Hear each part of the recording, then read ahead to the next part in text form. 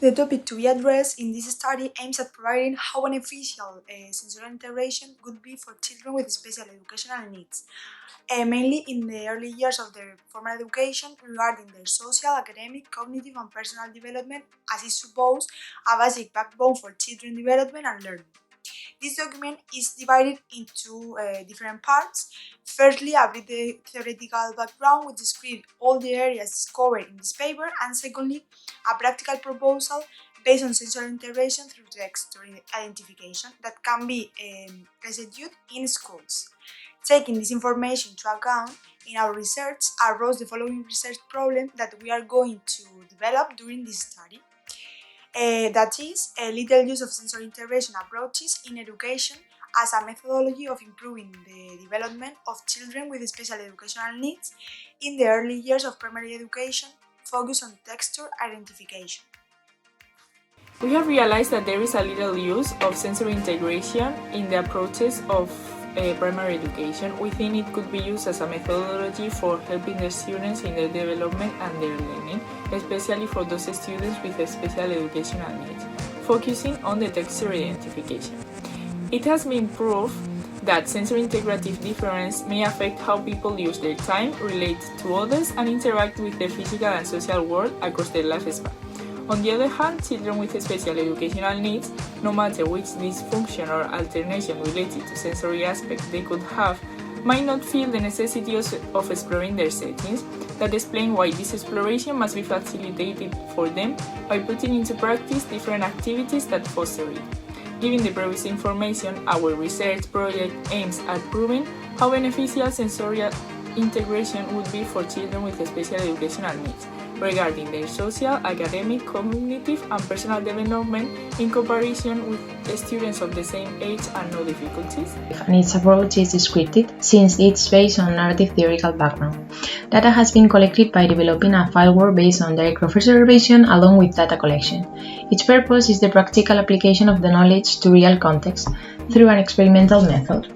This research has been done using an inductive methodology, and our aim is to study specific cases so that the conclusion and results obtained become the starting point to include sensory integration activities in primary education. The field is the educational one, and it's focused on primary school students, specifically students with special educational needs and their development. Finally, it's also needless to say that as future primary school teachers, this investigation is aimed at being an educational innovation, which implies changes and improvement in professional teaching practice. In this case, by including activities based on sensorial integration on their teaching method. This research will be carried out with the same group of students during all the primary education stage in different schools in the region of Murcia. In order to carry out this project, 3 hours per week will be assigned during its term. Also, every year, a new meeting will be celebrated at the end of the school year so that the researcher can track the student progress to see whether he or she has improved in social, cognitive, and emotional skills. In these yearly meetings, the activity will be repeated using this monitoring sheet, and also after the experience, the teacher will be interviewed by the researcher to collect any additional data needed. In order to carry out this activity, a teacher will take every student individually to a multisensorial room. In case the school doesn't have any room of this kind, then an empty classroom will be used. Once the teacher, the specialist, and the student are in the same room, then the steps to be taken are going to be explained. First, the teacher will explain the activity to the student using a vocabulary that he or she is able to understand. Also, in this first meeting, the researcher as well as the monster container will be introduced to the student, so he or she can get to know them. In case it is needed, the teacher will perform the activity first so that the student can follow the example and then perform the activity by himself or herself. But previously to that, The student's eyes will be covered using a scarf so that any external stimuli is removed. This way, the student could be really focused on the sense we are working with, in this case, touch. After covering his eyes or her eyes, then the teacher will guide the student and will introduce his hand or her hand into the monster's container. And then we will give the students 1 or 2 minutes for he or she to touch the objects inside the monster. Meanwhile, the researcher will be observing all the process while he or she collects all the data needed using this observing file.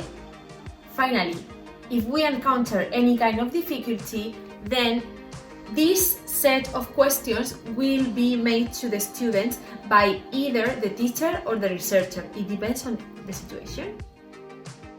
To conclude, we have found ourselves in the difficult position of not being able to correctly put this research into practice. However, taking into account some studies similar to ours, some conclusions can be drawn. Applying a set of activities from the perspective of sensory integration improved significantly the development of social abilities in children. An International Congress of Education organized in Barcelona highlighted sensorial integration in the subjects of physical education and arts, criticizing the little curricular load they are assigned. It was stated that through these subjects, the brain accomplishes changes which have an impact in the development of sensory motor abilities, and the hypothesis was proven to be right. Moreover, another project stated some of the benefits of carrying out texture-oriented activities, emphasizing the enthusiasm and effort pupils put into it. While they familiarized with some objects they were not used to manipulate in their daily life. Finally, we have reached some other conclusions after carrying out